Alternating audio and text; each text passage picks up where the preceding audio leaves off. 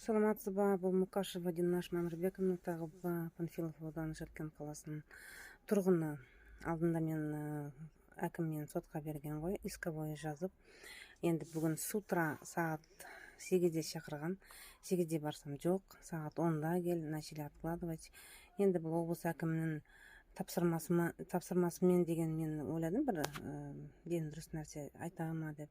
Облыс район аудан әкімі Марат Сағынбеков маған бүйтеді, психологически маған давление жасап жатыр, қысым. Сотқа бердік, енді соттың шешімі шығады.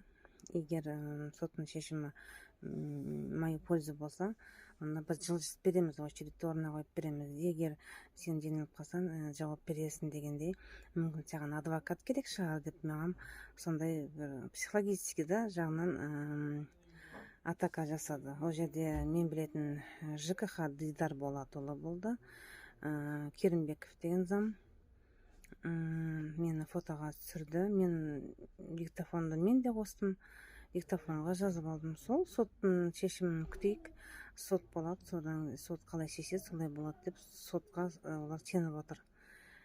Мен айттым, жарайды, ешқандай мәселе шешілген жоқ, хотя облыс әкімінің тапсырмасымен деп жазылған, бақылауға алыңыз, бірақ ешқандай бақылауға алған жоқ. Сол үшін ғана мені шақырған. Мені психологически атака жасап, мені қорқыту үшін осылай мені шақырыпты. Енді ертең облыс антикоррупционный служба ертең мен Талдықорғанға барам, олар мені шақырды. Сол кезде тағы не дейді екен көреміз. А пока маған осында психологически атака жасап жатыр.